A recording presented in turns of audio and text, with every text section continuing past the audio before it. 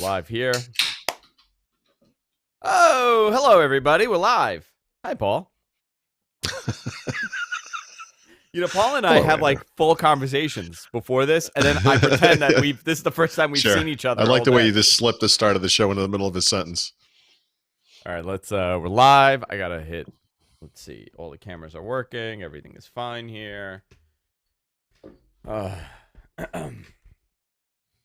I'm going on the radio after this. I'm going on a radio show, and I got to remember I cannot use naughty words on the show. Lower third. There we go. Bam. All right. Thank you, Suncast. Between like meetings and podcasts, this is like my 11th appearance in front of a camera this week. No, it's not your fault. It's just there was Ignite, right? Ignite's over. Yeah, busy week. We'll talk about that. I still have another big Ignite thing to do tomorrow, though. Do you? But yeah, it is over. Yeah. I'm going to ask you what we learned. What did we learn? And then I want to go into how integration is the future for all apps and services. Meaning, if you have an Apple product, you want it on Windows. You have a Windows-based product, you want it on Apple. I want to go into that because I think it's happening. I love the way this is happening. It's happening, dude. It's happening. The gatekeeping is over. Well, yeah. I mean, right. I think these companies are all realizing like this is what is giving them scrutiny and they need to open up. All right. Did I tweet that we're live? Yes, I did. All right. I'm going to hit record, Paul, if you're ready. I'm ready. All right. We'll start in 3, 2, and 1. Oh, that is not it. Oopsie. Like a fine oiled machine.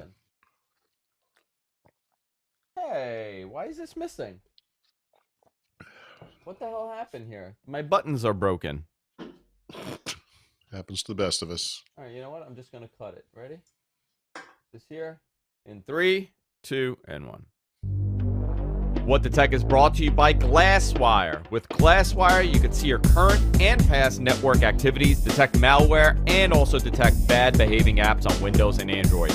Use the code CYBER and get 50% off for a limited time. Glasswire.com. What's up, hey?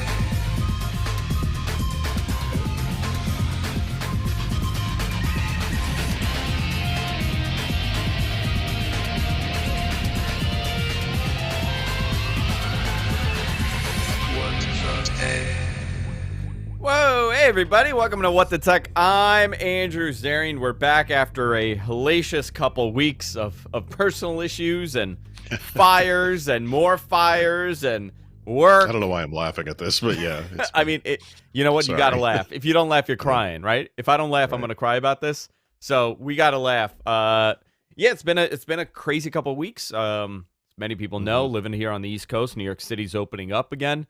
Indoor dining came back, and I had to get the properties that I'm in charge of open. And well, the one that we have planned on opening is fine, right? The one that's been open, that's been fine. Yeah, that one's functioned. But we were just having a conversation opening our second and third and fourth locations up, and somebody decided to light our second location on fire last week. Yeah. We also found out that it had become a homeless encampment. And they had figured out how to get in to the building where the alarm wouldn't pick them up, I guess. So they were living in the venue for a little bit. And then just a couple days ago, there was another fire next door to my other restaurant. So, oh boy, it's been something. But we're here. A lot going on, obviously. I have a lot to talk to Paul about. I think it's an interesting time, especially for technology. And the more, we've been doing a show, and really the story of the last year, and by the way, we're a year in on this, is how, and listen, obviously there's so many big stories, everything that's happened in the world, right? But we're talking about technology, which we are here. The big story here is the change in habits of how we use the technology that we use. And really, I mean, I was talking to one of my buddies. He works at a competitor of yours, Paul. I have a competitor? You do. Yeah. Many of sort. And he was saying that, he goes, we're going to, next 10 years, the story of this decade, we got the story of the 2010s, and it was obviously the iPad was the thing that kind of catapulted how technology changed. multi, Surface devices, multi-use devices, tablet, convertibles. That was a big story. But this year will be the change in computing and how, this catapulted us. This accelerated the mobile first mentality. Even though it was there, this has really been the driving force behind it. I feel like, as you were talking, it kind of occurred to me. I often frame this like when I got into the business, Microsoft was personal computing, right? So mid 1990s. When you talked about personal computing, it was literally PCs. It was Microsoft. That was the whole story. That's where it ended, Yeah. And obviously, antitrust trial happens, mobile web, Google, Apple, Facebook, Amazon, But the thing you just sort of not reminded me of, but just triggered into my brain, because I never really thought of this before, was each of those companies kind of established their own little platform, or Yeah. their platforms. Like they became what Microsoft had been, but not any one of them dominated the whole industry. And I would say until fairly recently, in most cases, I mean, it's probably not universal, but they worked, like Microsoft did. They were kind of insular. It was, if you go into the Apple ecosystem, you're in the Apple ecosystem. That's what you're doing. If you go into Google, that's what you're doing. And I think what you just kind of triggered in my brain was that lately, and possibly because of antitrust action, or at least the threat of it and other lawsuits, it's starting to open up. And this is the true heterogeneous computing thing. And my God, we could talk about this for hours, because you can see it in everything from streaming services to social media services to productivity services. It goes on and on and on. Like you can mix and match now, and it's going to get better and better as we go forward. Yeah, it's they all connect together, right? This is all stuff that kind of works together. One interesting aspect is, you brought it up, and this is a main topic, is integration. And integration will play a huge part, no matter what device you have, what kind of operating system you're running. These applications that are in the top 20, let's say, have to function on all these everywhere. services, like everywhere. That's the point. Like, you don't have to go to Apple to get one thing. I mean, actually, technically, of course, you do, but everything over time. It's not universal yet. We're still baby stepping our way into this, but services that used to be specific to only a single platform are now opening up. Yeah. To other platforms, and it makes it so much better for people, for the users. Yeah, listen, it's competitive. It doesn't gatekeep. And I've been using that term for this because it is gatekeeping of the services.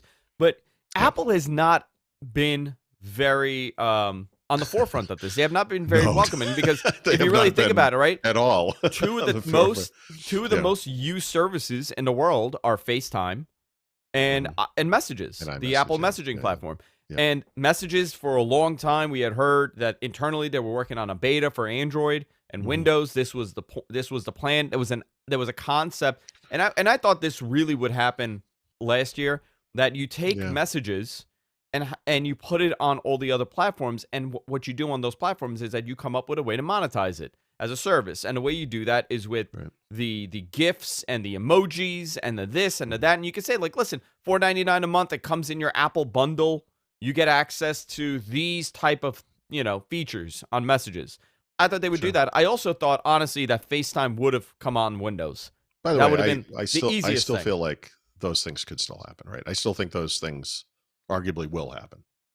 Oh, it's going to happen. But FaceTime should have happened in 2020. I know for sure. And Apple didn't really have a services play in place to do the iMessage thing that you were just talking about. But that's an excellent idea. And they would probably rope in, millions of Android users with a $4.99 a month mini Apple bundle that included iMessage compatibility on Android and maybe some iCloud storage, music or whatever. Whatever it is. Yeah. Yep. I mean, it's, to me, that was a very simple solution for them. But you have seen this happen, where you now have Apple TV accessible on Google TV and on a Fire TV and all these services. That was the one for me, by the way. I'm sorry to interrupt, but when you introduced this, the other thing I was thinking was I had gotten the Chromecast with Google TV whenever that came out, whenever that was, September, October, whatever. And I loved it, and to me, it takes all the best of the UX from like the Amazon Fire TV, but they do a really good job of aggregating content from the services that will allow it. So they brings it up to the front and really nice UI, but I couldn't switch to it because I actually do rely on Apple TV, the service, right? Because I buy a lot of content through there, and they have their own obviously original content, whatever. But once they brought that thing happening, I haven't written about this yet, but Apple bringing Apple TV Plus, the app, to Google TV is what enabled me to switch to that, and I can't wait till it's on Android, because then I can go to the gym and watch the movies I purchased on my phone, because I don't use an iPhone.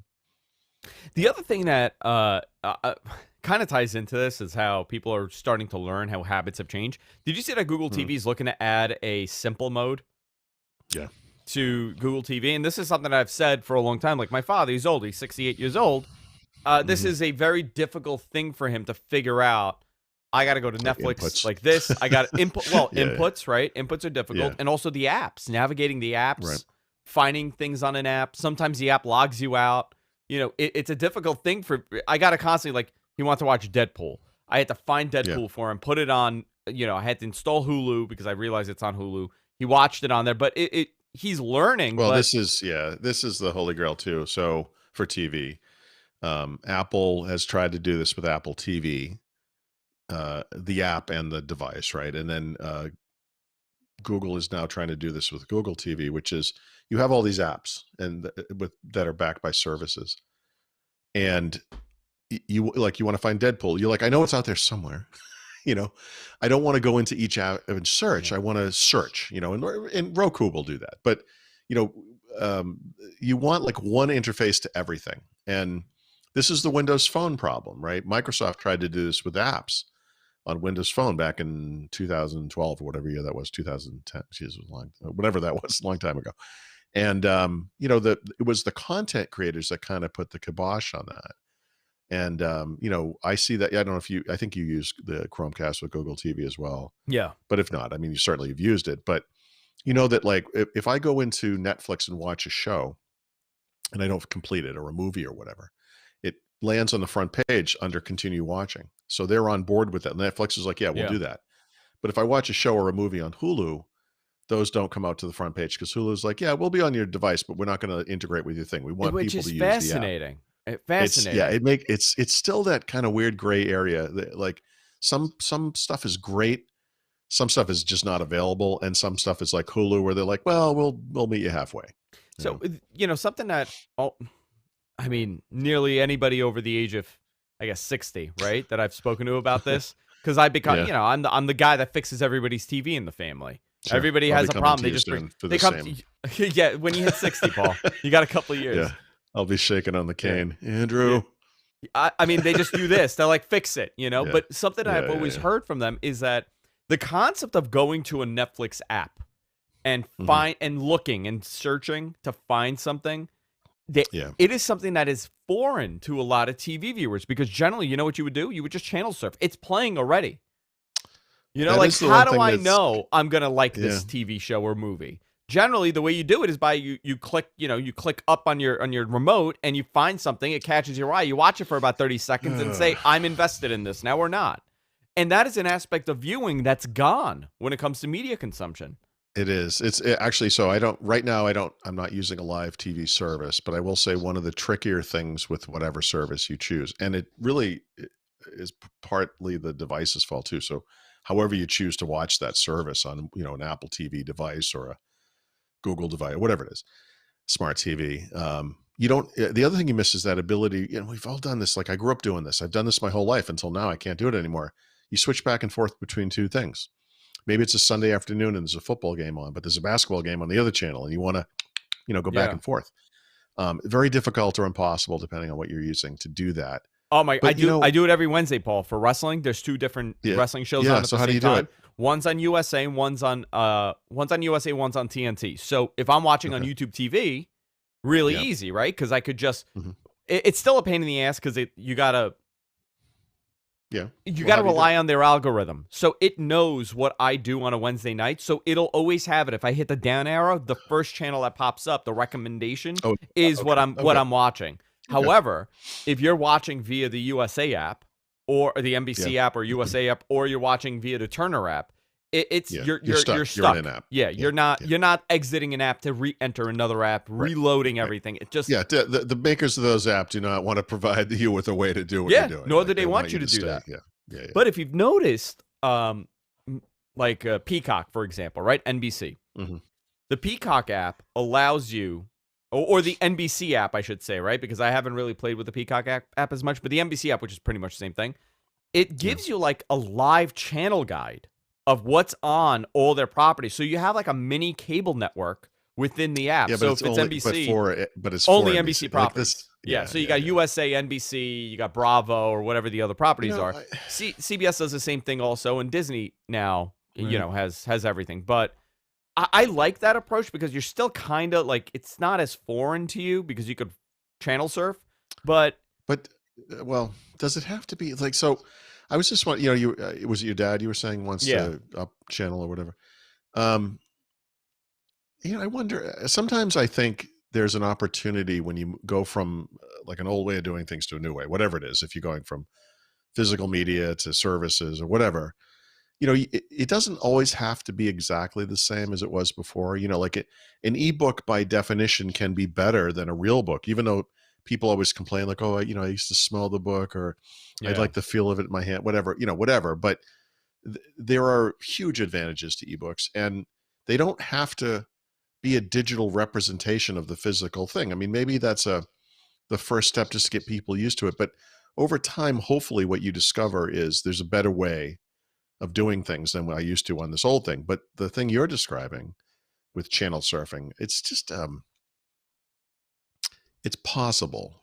I mean, it is possible. I There's a suppose middle if you ground had, here. There is a middle yeah, ground that we yeah, haven't discovered yet. And listen, right, this goes for content discoverability as a whole, especially with YouTube. yeah, I feel honestly, I feel like we had figured it out about 5-6 years ago, and some study came out as far as how to present discoverability, and hmm, everybody reverted, and that's the direction they went because they thought that this is the better way to do it. But years ago, you used to, like, for podcasts, right? If yeah, I like if I'm into Windows Weekly, hmm, and I'm not really seeking other podcasts, but I would be up for listening to a similar style podcast. What are the odds that somebody finds us? Right? Like I'm without Well, seeking by the us way, out. that's going to depend really heavily on what you're using. That's the The point. So, algorithm of the app, yeah. well, if they even offer that, like in other words, like a show, you might like this because you watched this, you might like this. I don't know if you use what is it? I think it's Spotify. Actually, I don't know if YouTube Music does this or not, but I think on Spotify, if let's say you made a playlist and you're like, Yeah. look, this is the music I want to listen to tonight. It's 25 songs. It's a hand-picked, curated list.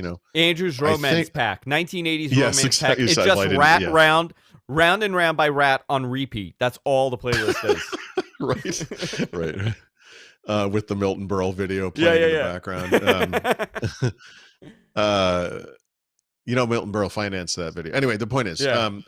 uh, what is the point? Oh, I think it's Spotify where if the playlist finishes, and if you let maybe it's an option you configure, it will just it has selected music for you that is like the music that was in the thing you were just listening to, and like that kind of thing, that can be, it can be useful, and it applies to this podcast example you were using, where depending on the client, depending on the app you're using, I wouldn't want that personally, but I suppose it's possible I don't know how people listen to podcasts, but for really, if you're in a car or something, you finish an episode of Windows Weekly, and an episode of this show comes on right after it, because it's Yeah. like, well, you like this thing, you've been listening to it, you'll probably like this other thing, maybe. That's the hope, right? And that's what a Yeah. couple companies have tried to do, but it's still very difficult. Also, I really believe that there's still something to be said about first run live programming.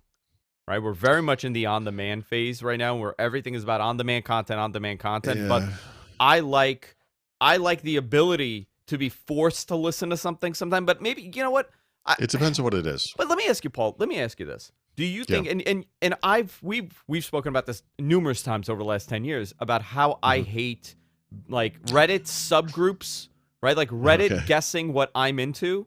I absolutely Yeah. hate, Yeah. because Oh then no, it's this can be Yeah, this can be because done it's very poorly. closed. It's very closed, and I don't get access to anything else. Do you think that's the problem, where people are just not up for, like, I'm all for learning content, like stuff that's not even for me. Like if I'm, let's just throwing it out there, if I'm listening to a left-leaning show, right? Right. And now I'm being recommended, and after that is a right-leaning show, but Right. I still want to hear both. You know what I mean? Like, Well, for you me, do. Dude, you're alone in that one. I think I am. I think I am most alone. no. I mean, and I'm not trying to be funny. I mean, most people, unfortunately, are feeding into this system where you go down a tunnel.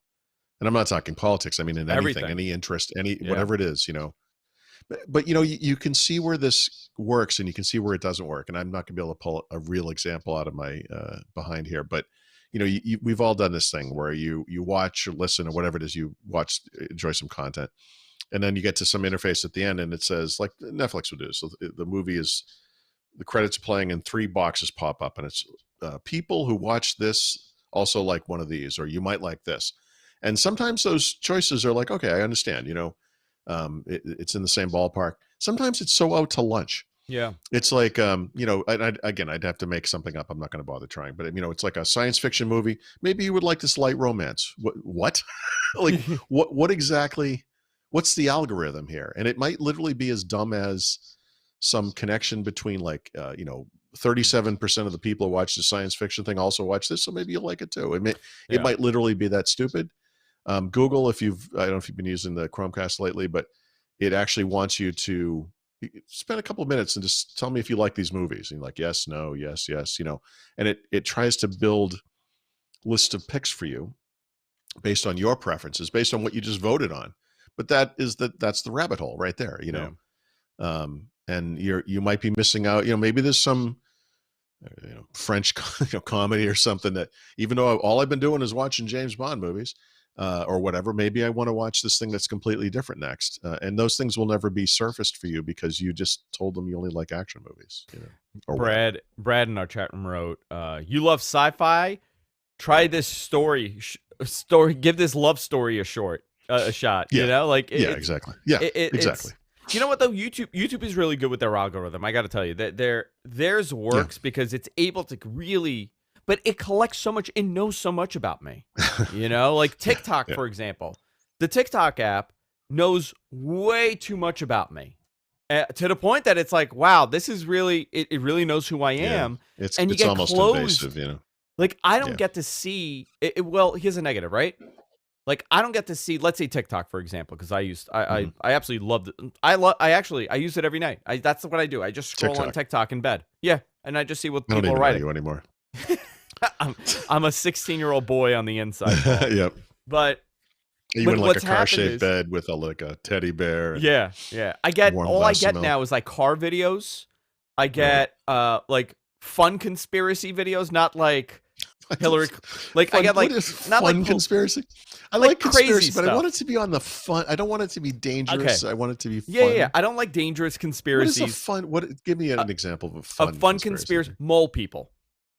Mole people. Yeah, like center of the earth people. Like that's a fun conspiracy. Like ridiculous. Yeah, but it's fun. It's fun. You could have a nice, lighthearted conversation about the video that you saw, or like I really love the simulation conspiracy videos. People are really into this concept that we're living in a simulation now. Oh yeah. Yeah, like that's fascinating to me. I got like yesterday it was all about Stargates. That's all the conspiracy videos I saw. However, Stargate is a documentary. No. Not like the TV show. Stargate, as in a portal to another dimension. Yeah, well, that's what the Stargate is. That the ancients had. Yeah. That the ancients were in possession of, obviously. It's not and it's under the Sphinx. Everybody knows Star this. Trek ripoff. It's a documentary. But yeah, okay. So like that's okay. Like it knows that I like that stuff. Even though, listen, I don't believe it, but it's fun. It's sci-fi, right? However, it also knows if I screwed my algorithm up because I'm traveling now and I'm on the train and I'm doing it on the train. So now it's doing based on my geolocation at that moment. So honestly, my entire TikTok and I'm making say this as a joke. I have entered Hasidic Jewish TikTok because the train station that I'm at that I'm sitting in is in that part of New York. That part of New York. Yeah. So that's all I get, or I enter like Dominicans from Brooklyn TikTok. You know, like it's so bizarre, like how it knows. It knows This I'm is a New actually, Yorker. yeah, this is one of the big problems because you go in Google and search for something. You could go to Amazon and search for some product, and it's for a gift, it's for someone else, it's Yeah, whatever. And your next week's going to be a little tough because this is all you're going to you're going to get recommended this stuff like forever. yeah, well, And for at then now least you got to for until you reteach it, right? Now you got to teach it. right. So let's say There you're should be trying a to way to go in modify. and say, don't listen to what I'm doing here. Yeah, yeah, yeah. I just thought of this the other day on YouTube. I watch a lot of YouTube as well. And it occurred to me like sometimes I literally will right click on a video and say open in an incognito window because I don't want it to think Screw that up I the want more algorithm. of this, Yeah, you yeah. know? Because Well, I I just I have the yeah, big problem with the kids now because my entire YouTube thing is Peppa Pig yeah, and yeah, like kids shows, Addie and Jillian, Peppa yeah. Pig, Ryan's toy review. That's all it is. So now I got to make. I set up the Google TV in their playroom, so I set it up for them. You know, with parental locks and stuff like that. Sure. But it's interesting. I mean, really, it's a positive and a negative at the same time. That it gets to know what you like. But again, you're kind of behind a wall here. That I know we went down this rabbit hole because we were talking about integration of applications and stuff like that. But Sure. it is an interesting conversation to Well, have. no, but And the integration will lead to the rabbit hole. I mean, it's definitely a benefit. I mean, it just kind of just opens up things so wonderfully. It's what I've always wanted. Why can't this work here? Why can't this work here? But now that you have everything you want in one place and whatever that place is that you like, and now and now it's learning all your habits. I mean, it just gives you. It's ultimately you're going to run into this the same problem you get on any yeah, digital platform, which is the rabbit hole yeah. effect. I want to continue this, but before we do, I want to thank our great sponsor. It's Glasswire. If you're having network issues, here's the great thing. You can instantly reveal bandwidth hogs, malware, privacy violating apps, and then block them. So it's funny because I used this as an example a couple of weeks ago when we were talking about Glasswire about, everything is connected to the internet now, right? Everything is going through your network. But sometimes some of these devices, you're hoping that your iPhone is not going to screw up and become a bandwidth hog, or you're hoping that your smart lights or your smart light switch isn't going to affect the network. Well, one of my friends, he had a big problem because there was a big issue with his internet where it was rebooting his router constantly. Okay, Wow. constantly his router Okay. was rebooting. Couldn't figure it out. Replaced the router. Had another one. Same exact thing after a couple months. He found out that he has one of the cheaper smart lights, like the color changing lights. He Yeah. had one of those that was screwing up the network. It was something was happening where it was restarting the router over and over again. He Wow. found out because he was using Glasswire, and he saw I guess an abnormality in the bandwidth that he was looking at, and he figured out that this smart light from 4 years ago is affecting his entire house's connection. So, I mean, it's really fascinating, and this is a great application. I highly suggest you check it out. Glasswire.com. I have it on 4 different computers at this point, so I personally use it all the time, and I really recommend you guys check them out. Glasswire.com. Let's talk about the new icons in Windows, Paul. People are really excited about these new icons. Oh, brother. All right. Well, I mean, first of all, those icons are appearing in what we call the dev channel of the Windows Insider program, which means Yeah. they're not destined for any particular version of Windows, at least not that we know of. That means they could appear in not 21H1 because that's already done, but in 21H2, it could be later than that. It could be never, so we don't know. But we do know that for 21H2, which is that release coming in the second half of this year, it's supposed to be a major release. It's supposed to have a big UX overhaul, codenamed Sun Valley. We'll see. But I think the icons are probably going to be part of that. I think they're part of that set of updates that are coming. And they're consistent with the updates that we see today in Windows 10, if you're familiar with any of the modern apps or the modern UIs. So not like File Explorer, like that's an old-fashioned UI, but any of the modern stuff. And I for whatever it's worth, I was telling Brad this morning, like I like the Windows 10 look and feel. by which I mean these modern elements, the typography, the iconography, and these icons are consistent with the Yeah. types of icons you would see in, Microsoft Edge or, any of the Microsoft apps, Mail, Calendar, whatever. It's nice. Yeah. Um, Also, let's talk about Office. Office 2021. Yeah. So, I mean, for the vast majority of people, like individuals, obviously going with a Microsoft 365 subscription is probably the prudent path. But Microsoft will keep selling, new versions of standalone Office. The next one is coming in the second half of this year. It will probably have the same SKUs. They did say they're not raising the prices. SKUs meaning like product editions, like Home and Student or whatever those things, whatever the names are now. And they're super restrictive, right? You can only install them on one PC. They're never going to get new features, and that's one of the benefits, or at least one of the side effects of the Microsoft 365 subscription is they actually update these apps every month. So it doesn't mean you're going to wake up one day and it's going to be a brand new UI necessarily, but I suppose that could happen. But they're adding features to Word, to PowerPoint, to Excel, whatever, every month. And if you buy Office 2019 today or 2021 later this year, you don't get that. You get whatever that frozen slice of time thing was at the time they made it, and it's only for one computer, right? You can't install it on multiple computers, so they'll keep doing that. Yeah, I it's interesting. I mean, right now where they're headed with that, but let's talk about Ignite really quickly. Because we're doing a quicker show. What did we learn this year? So the Ignite that just happened this past week, and it was really just a couple of days. It was Tuesday and Wednesday. I think that was the whole thing. Is the second half of the Ignite event that they had back in, actually, when was it? October, November, somewhere around that time frame. And normally Ignite is the biggest show that Microsoft has. It's obviously once a year, typically. The last year's show was supposed to be actually in September in New Orleans, and my God, was I excited to go to New Orleans last year.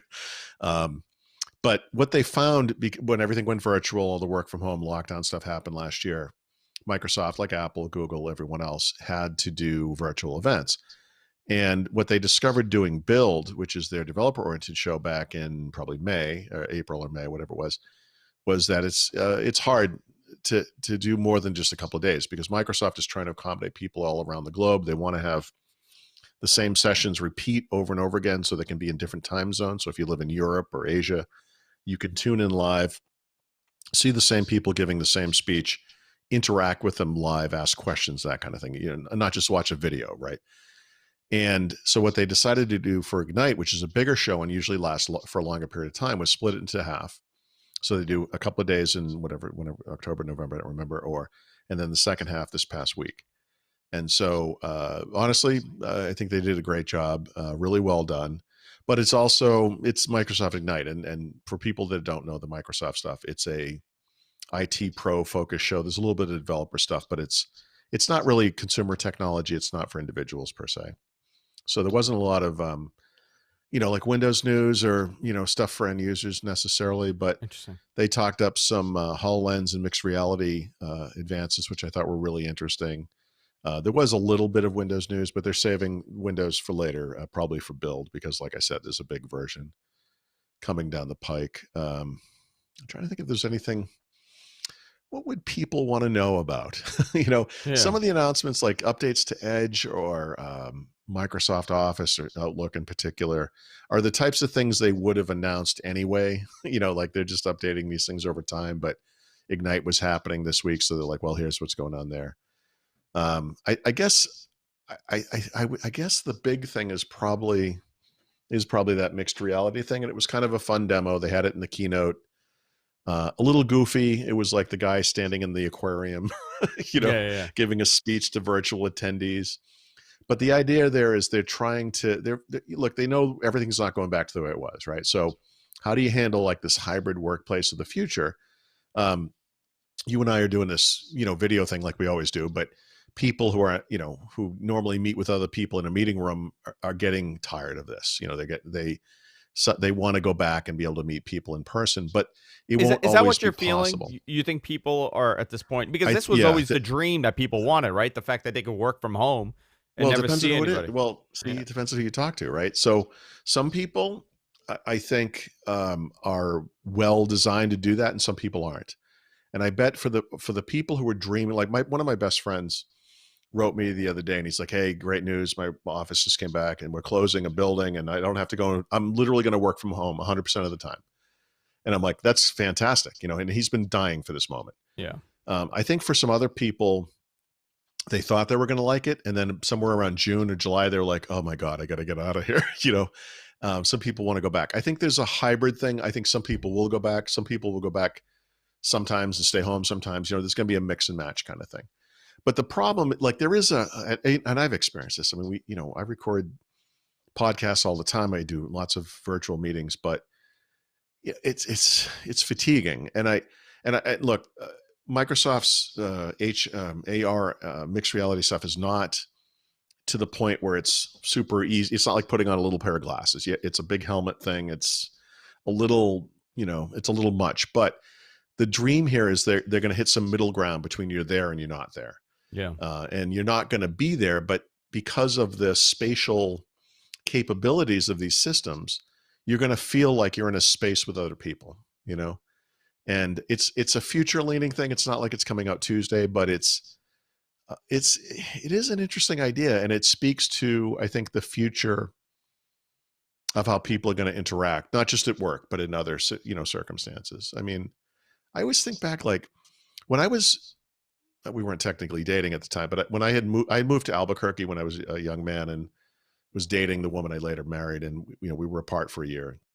We would send postcards and letters, and we would call each other sometimes on like Sunday nights, because back then that's when it was inexpensive to do that. Because you're in different area codes. Yeah. Different time states. zones, right? Yeah. Very expensive, So as you move forward in time and technology improves, obviously, like we were talking about FaceTime, kids, they're on their phones, they're interacting, they're doing this stuff.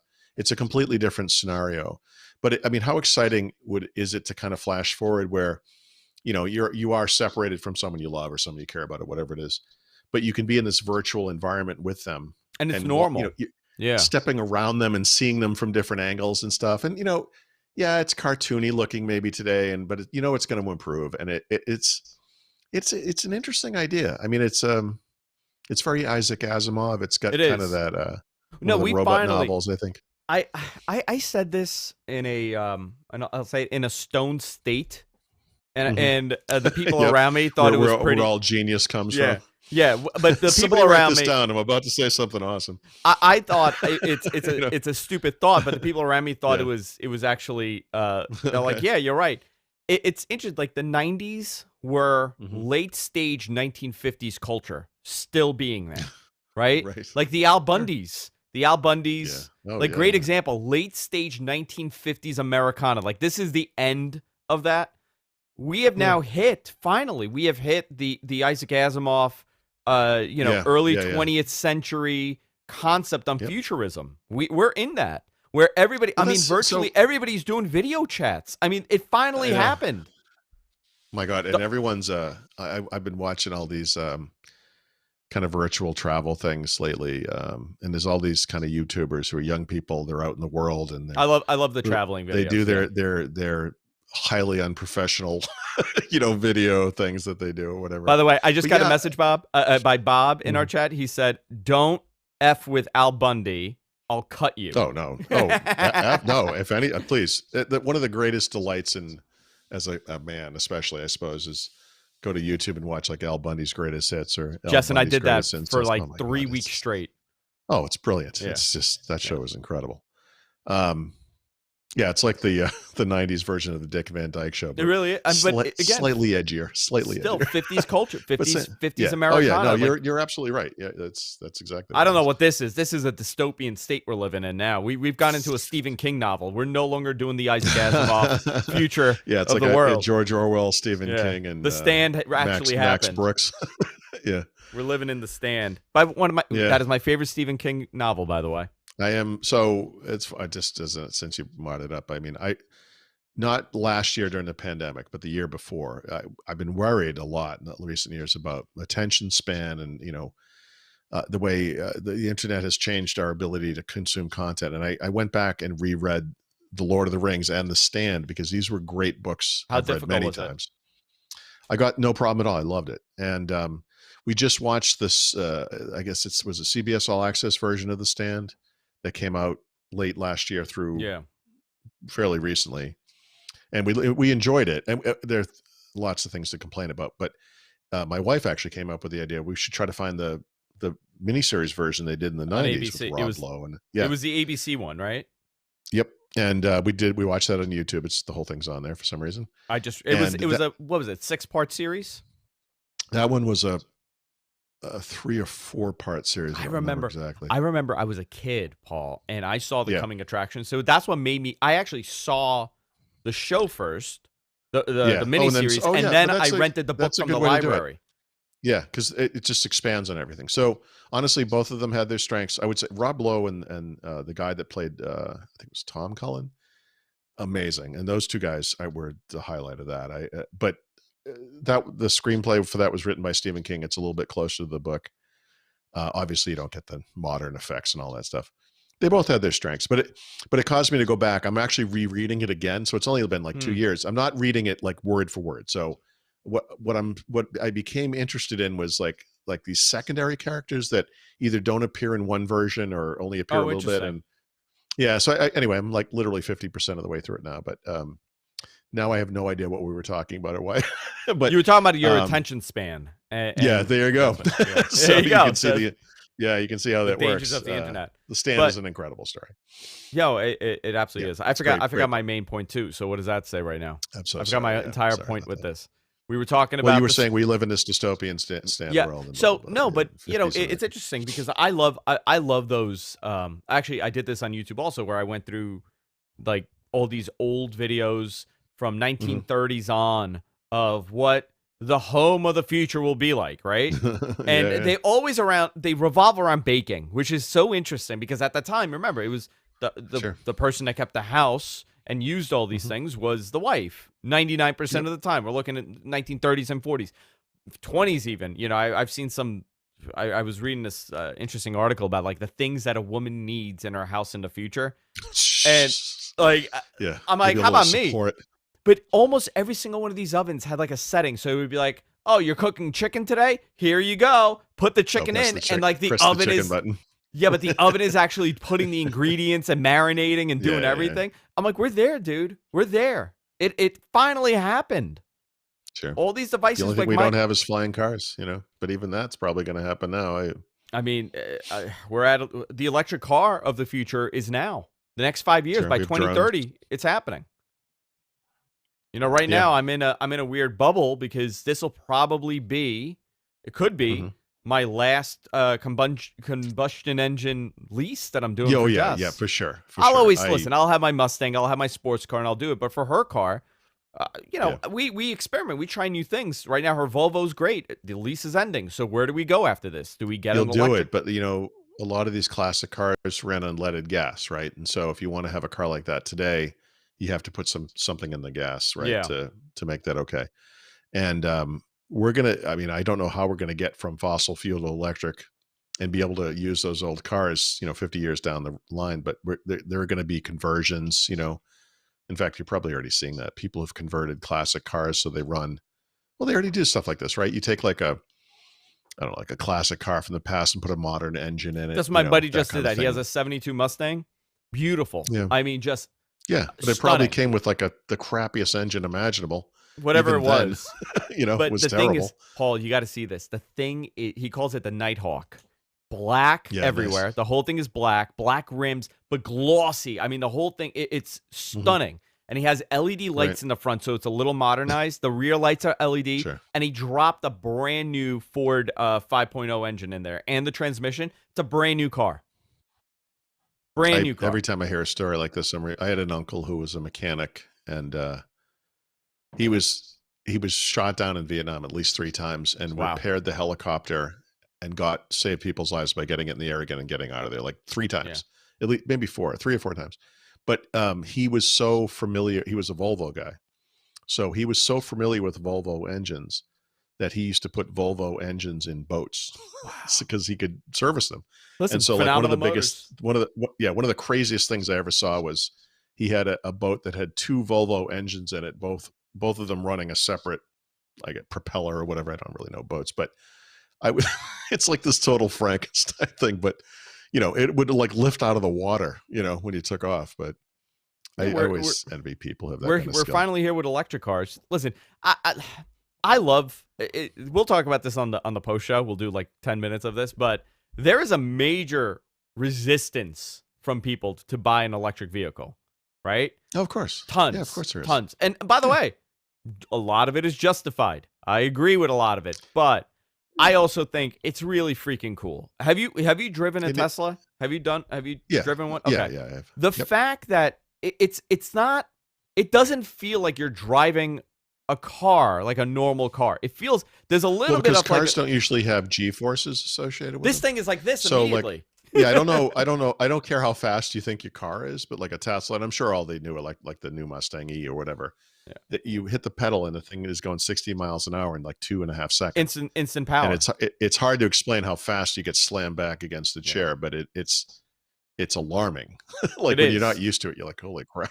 It's also a lot of the stuff that you rely on, like engine noise to determine, the transmission and shifting. I mean, even though my car is an automatic now, it's a 10-speed, right? It's almost impossible to get these in manual now, but I still think like it's a manual car. I listen to the rev. You really don't have that on a Tesla. No. So even on gas vehicles, like one of the last innovations on gasoline powered vehicles probably is that continuously variable transmission thing. Yeah. And depending on the implementation, it can feel really rubbery and weird, but it's not 1, 2, 3, you're not, going through gears. It's they kind of slide, it's like a sliding scale kind of a thing. And everything's changing. I mean, everything is changing, man. Everything is changing. All right, let's wrap it up for today. We'll do a quick bonus show. Listen, guys, if you enjoy the show, go support us. Patreon.com/whatthetech. You could listen to or watch our bonus shows there. For all things Paul, go to therot.com. I'm going on Friday to get the vaccine. So another one step closer. You know why? I'll explain on the post show why I'm doing it. I want to get into this. Why? Why I'm getting it? Why you have to explain this? Because you know what? Okay. Because I'm also conflicted on it, right? Yeah. So I'm really transparent about what I think. Unfortunately for myself, sometimes I put my foot in my mouth, but I'm pretty transparent. I've been sitting on that line. Do I get it? Do I not get it? When do I get it? If I get it. So I finally decided, listen, it was a sign to get it.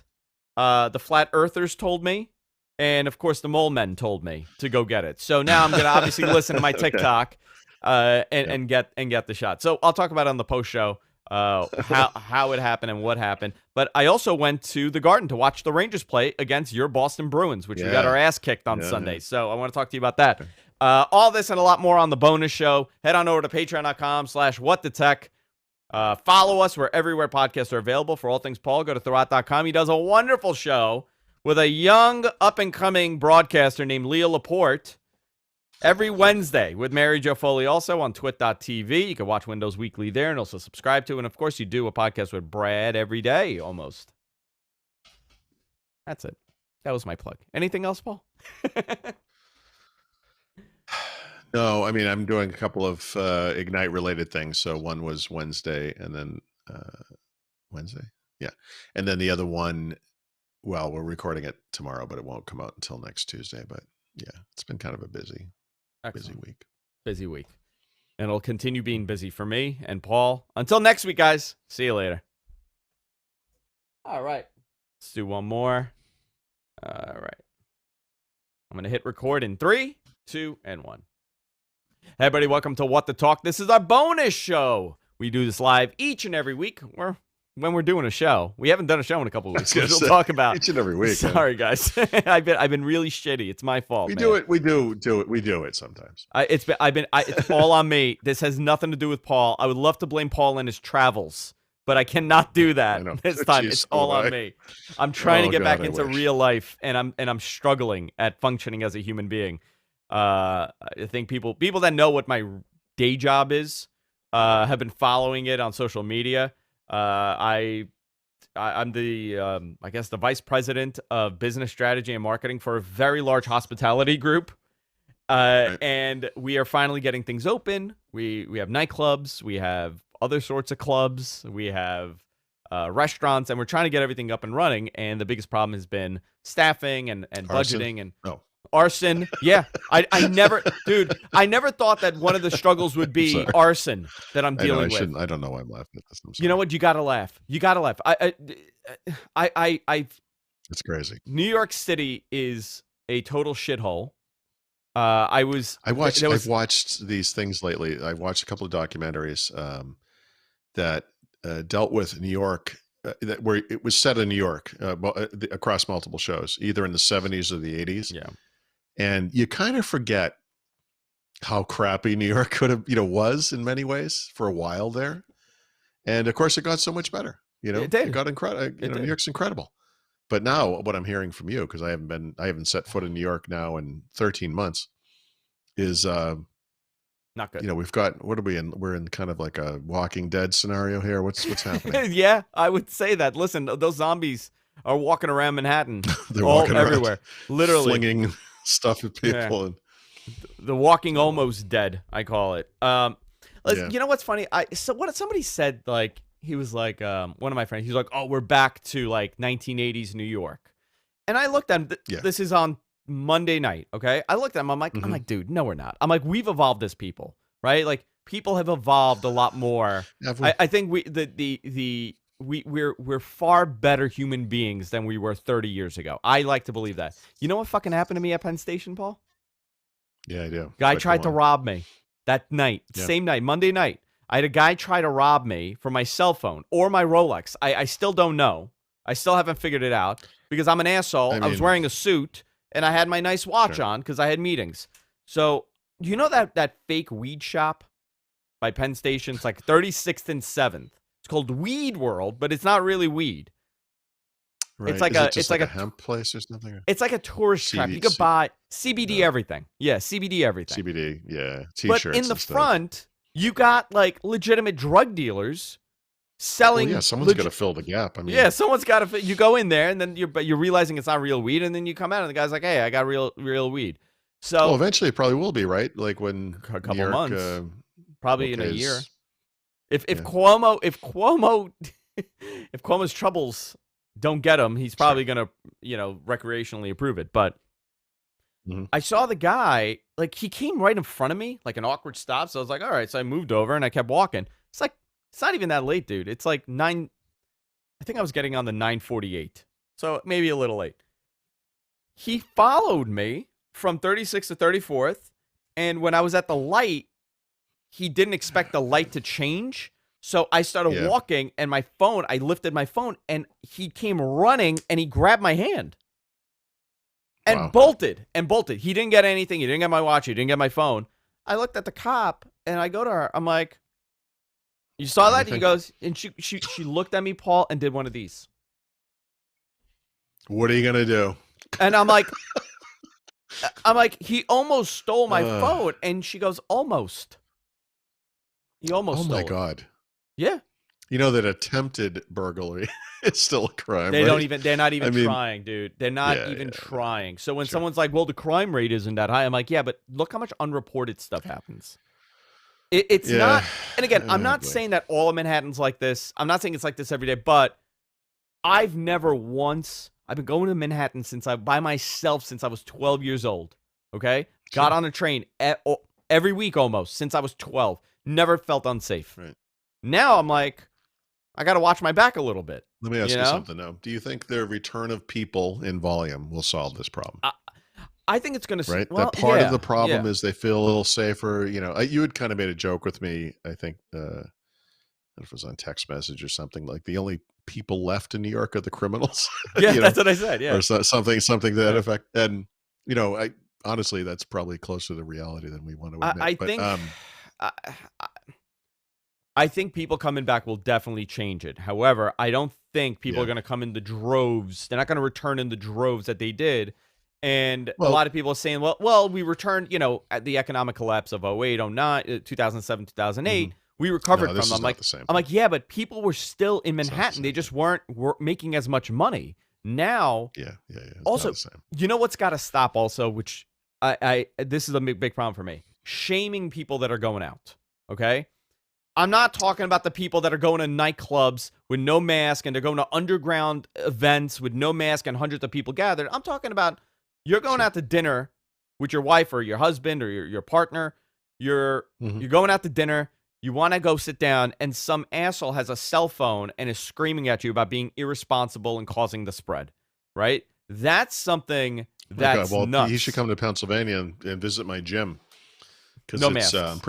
pretty sure it's ground zero for the reason we're never going to recover from this. So I went to the Rangers game with Bob in our chat room on Sunday. We got tickets the Sunday prior. Because he's a season ticket holder, so he had first dibs. So he did it. I went through the whole process, right? So listen to this process. I complained the whole way doing it, and then when I got there and I realized how easy it is to get into the building, I was like, wow, this was simple. Yeah. You got to get in line for the virtual line to get the tickets. You get the tickets. Now you got to complete a questionnaire. You complete the questionnaire. Now you got to meet with two people, a representative from the Garden and a representative from Northwell Hospital that's coordinating everything. They do a survey with you. MSG should do this for all events. Keep the knuckleheads out. You know? I think they should continue doing this forever. Well, you know what the problem with that is? You're eliminating 20,000 people, Paul, every night. I understand. If you eliminate Right, the knuckleheads. They're all knuckleheads. Right. You go through that. Then you got to do another screening on the app. You have two different apps. You have to now go get the test 72 hours prior to the event. You actually have to get a test to get in this thing. You have to get a test to get into this thing, wow. which is cool. Fine, whatever. But they're only doing 2,000 people, right? There was 1,500 on the floor and 500 in the skybox. I sent you the photos. Capacity? 20. No, 20,000. Well, that's why 20, I asked. I thought you were in like the East Middlebrook Youth Hockey Center or something. I was like, what is this place? And you're like, this is MSG. And I'm like, I'm at the Garden. That's what I wrote. I was like, oh, I see. Yeah. But it was weird having nobody in the building. But, I got to watch hockey. I got to go do something different. It was fine. It was good. It was what it was. But now, while I was on the train, I just looked at the app, like the NYC vaccine app, and I was like, wow, it says that there's like 10,000 vaccines available. So I filled it out, and I wanted to see if I qualify. I work in hospitality. Dude, I've been around a lot of people, tons of people. And listen, I'll be fine. I get it. The odds of anything happen to me are very, very slim. I understand that. I understand, I'm a healthy 37-year-old. I'm going to be 37. I'm healthy. I'm fine. I was a little concerned because my lungs are still screwed up from the pneumonia from a year ago. But regardless, I'm okay with it. What I'm not comfortable with is my dad. He's older. I don't know how he'll do with it. So why not? I'm fine with getting the vaccine now. If you asked me 2 weeks ago, I would have said, I want to wait. What threw me off is a couple of anytime it was offered. Here's what throws me off, right? My doctor friends. They're the ones that have generally been, don't get it yet. Let the people that really need it, and then you go get it once you see how it's going. Another one of my doctor friends turned around to me and he said, listen, I'm not going to get it until 10 months, 9 months from now, when all the people that did get it have babies. That's when I'll get it. Oh, please. And I was like, you're really, but you know what he turned around and said to me then? One of the dumbest things I've ever heard in my life. And then he turns around and he's like, but if you want to go get it, it's totally fine. I'm sure there's no problem. I'm just personally not doing it. I'm like, okay. What? You're not going to be able to do anything if you don't get a vaccine. Like you're not going to be able to go to events. You're not going to be able to travel. Like this is going to be. Well, that's the thing. I have a vacation in July. I'm going away in July. You want to go to Europe or something? It's like you're going to have to get a vaccination. I'm going to Granada. There you go. I have a vacation I planned for with my wife. We're going away, so I'm going to go with that. Paul, do you not agree with me for going out to restaurants? What? Someone said I like how Paul doesn't agree with Andrew regarding going out to restaurants. You're fine with going out to restaurants. I go out to restaurants. Yeah. What do you mean? Paul and I are on the same page with this. I want to go back to regular life, but you know what it is? I'm traveling. I can't listen. We have our favorite restaurant. We go every week. We did this before the pandemic. We do this now. they have a special table for us. It's over behind the bar, which we can't sit at, which drives me Yeah, of crazy. course. The conversation I have every week is, I can't wait to sit at this freaking bar. I Hmm. can't wait. Me too. And I get why I can't. I mean, I'm not an idiot. I mean, one of the things that really bothers me is there's another place in the valley that here that has done an amazing job with the COVID restriction. They're just amazing. The silverware comes out little plastic bags. Everything's, they do such a good job. When we first locked down and were coming back originally, so probably May or June, they actually let bars here open and have bar seating for like 2 weeks, and then they shut it down again. And what those guys did was they put up these plexiglass barriers around the bar to separate the people from each other. So there would be like 2 seats, 3 seats, 2 seats, 4 seats, however they did it. And I remember the first time we walked in there, I was like, and saw that, I was like, that's genius. That is so cool. Yeah, but you can't do And that, right? it has been sitting there unused since they did it, Yeah, because and I would be that would be okay, but I just I want to be able to go back to that. But anyway, the seat we sit at typically is, it's off in the corner. It's a little further away from it. They're doing a good job. Everything's spread out. And listen, I've been doing it in Long Island. Long Island, the bars are fine. You can go sit at a bar. There's no plexi in Long Island. Well, listen, I've been going out since they reopened everything in May. I've been going out.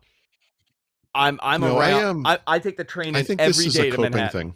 It is a coping thing. Yeah. If we couldn't do, like, we have a really specific schedule, but we get sushi that we pick up and bring home on Wednesday nights. We go to this place on Friday night, and then once a week, maybe twice a week, we'll grab food somewhere and bring it home, whatever, from some other place. But I honestly, I'd like to be able to do more than we're doing, but this is what's kind of helping us get through this.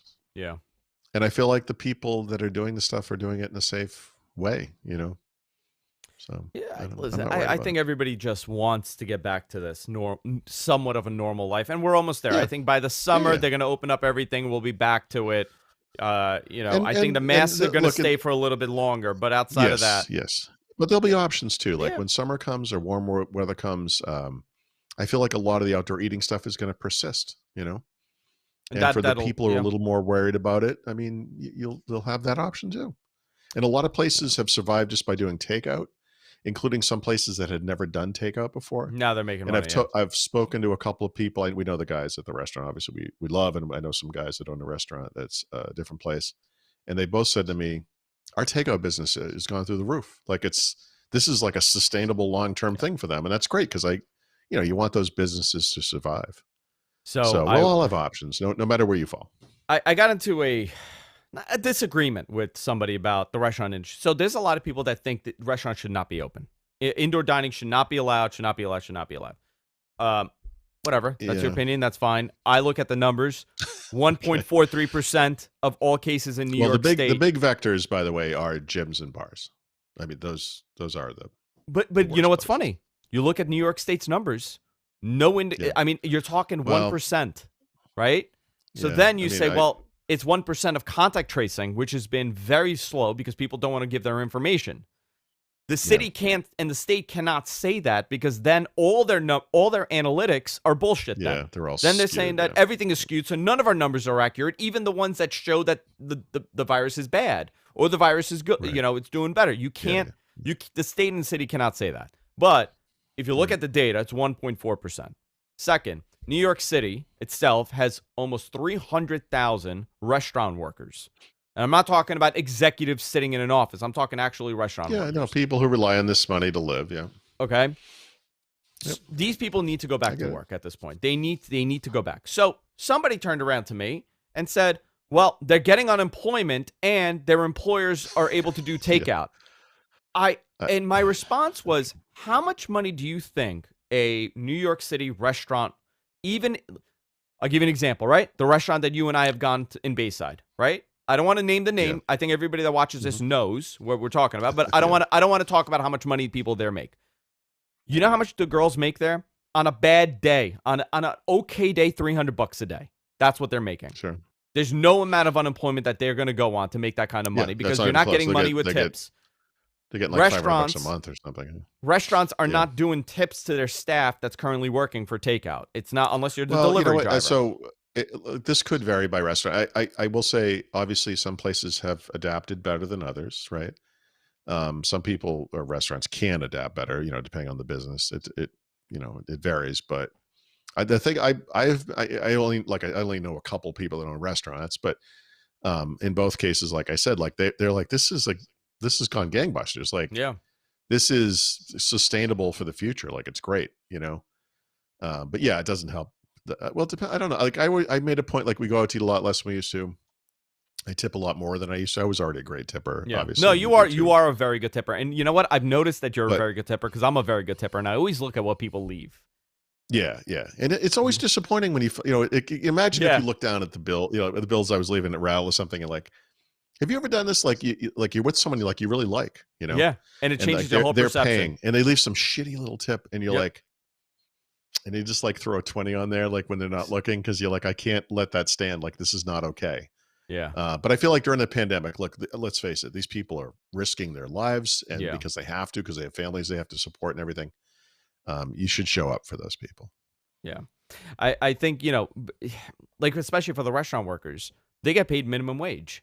Here in New York, luckily, actually, they're getting paid by the way, $13, it's not $14. minimum wage. It's less than minimum wage. New is York what they City, make. it's $13.50, That's actually which pretty is good. which is pretty good. Compared But- to here. But I'm going to tell you so something. restaurant workers in Pennsylvania don't make minimum wage. Because it's a different. But I'll tell you something. The people that work in these restaurants are very unhappy about the higher minimum wage. Because it takes tips away. Because that's because they Well, no, places won't be able to. they can't afford to hire as hire many people. And, exactly. Well, Or eventually you're it's doing going to lead to part-time the end of hours. tips. I mean, one of the goals here is like if we pay people enough, we won't have to tip. But these people exist on this system and they're good at it. Like a lot of them are good interacting with people, And that they know makes that so they're much gonna, money. Yeah. But See, there's that's such, just the there's thing. such a Tips, but there's a dark side to it too. If you've heard all these stories about women who work in places where they get accosted by men and they get terrible tips if they're not receptive, and like, there's all this awfulness to it as well. I would know it's listen. terrible. If I had a choice, if I was working in a restaurant, if I had a choice, do you want to be a tipped employee or waged employee? And your wage is gonna be higher. I would choose tip over wage any day.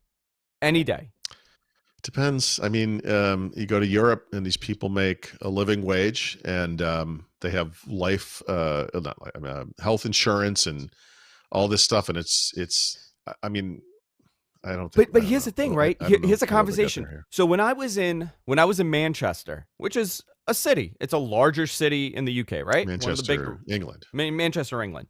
We got into a very heavy debate. It was actually a fun conversation to have because what they think of America is very different than the reality. And the same goes for us and over there, right? Because you don't live there. But we were talking about living a livable wage. The bartender at the bar that we were talking about tips and stuff. And she said, listen, he goes, I never ask for a tip. Generally what a tip is your change. If you're paying cash, you leave the change. It's a roundup. Yep. That's your tip. He goes, but I don't discourage Americans to not tip me. Of course not. Of course not, because cash is cash. Cash is king, baby. Yeah. So we were talking about it, and there was a woman from Scotland. She was visiting because she's a teacher, and there was a seminar in Manchester, and we were talking about this. And she was saying how she's like, yeah, but it's so terrible in America that, a lot of these people don't make a livable wage if they're in the service industry. I said, well, it depends on where you're talking about. If you're talking about somewhere in Omaha or somewhere in South Dakota, yes, it's a very different discussion.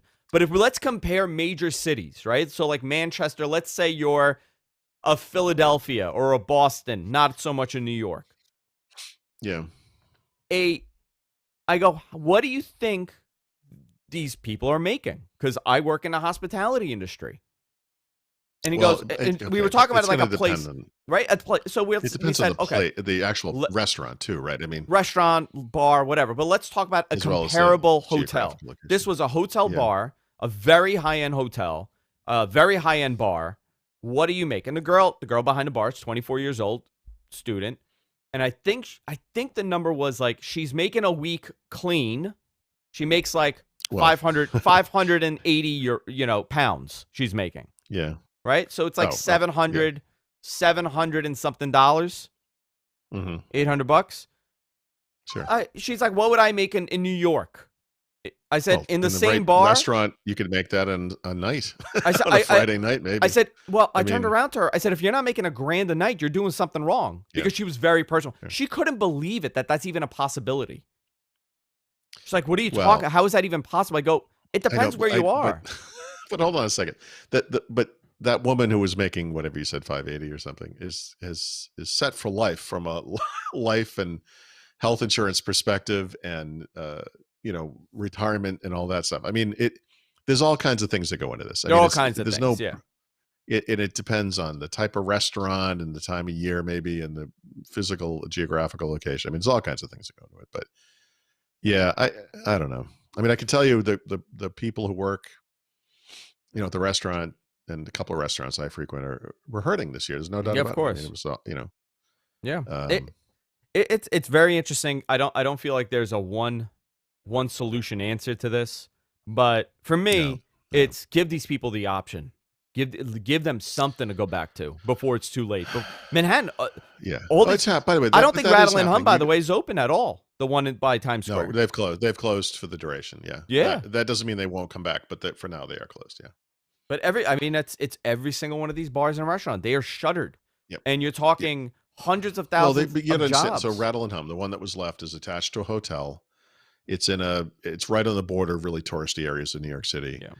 And they rely on that traffic, right? And that traffic is what's not happening. There are no conventions in New York. There are no, there's no business meetings happening, business travelers and whatever. I mean, that stuff needs to come back for that type of a restaurant, bar, whatever, to survive. Because obviously I'm sure there's a local contingent, but rent in Manhattan is incredibly expensive. And it just, they couldn't make it work where they were. And I'm sure those folks are evaluating the situation, and maybe they'll come back and maybe they'll be like, yeah, we had a good run, Yeah. I don't know. So we're getting there, guys, little by little, but I'm getting the vaccine. I'll be okay. And then slowly, hopefully everybody else, is able to do this, and then everything starts open. The garden, I mean, now I'll be able to go in and out of the garden easy. That's incredible. It's so good. And eventually, we're looking forward to, we have minor league baseball, and they're doing a lottery system for games, but socially distanced, whatever. And it's like, I don't care. I can't wait to sit in the stadium. I can't wait. Yeah. I can't wait till I got 20,000 people in a building again. I want the feeling. Well, but I'm a little, you watch TV shows, movies and stuff, and it's like crowds and crowds of people everywhere. And you're like, I know. I'm going to ease into it, but we'll get there. Obviously, yes. And things are going to get safer. Listen, with the vaccine, then no worries, Well, there's still worries, but way less, way less worries. Yeah. Way less. Oh my God. It's not even close. Yeah. All right, guys. That's it for this week. See you next week. Beautiful. I need a pretty photo of you, Paul. Of me? On. Yeah, I need to snap a photo. Hang on. Okay. In 3, 2, and 1. There we go. Got it. We'll get there, Paul. Little by little. All right. Yeah. We'll see what happens. All right. I'll see you guys. All right. Bye, Paul.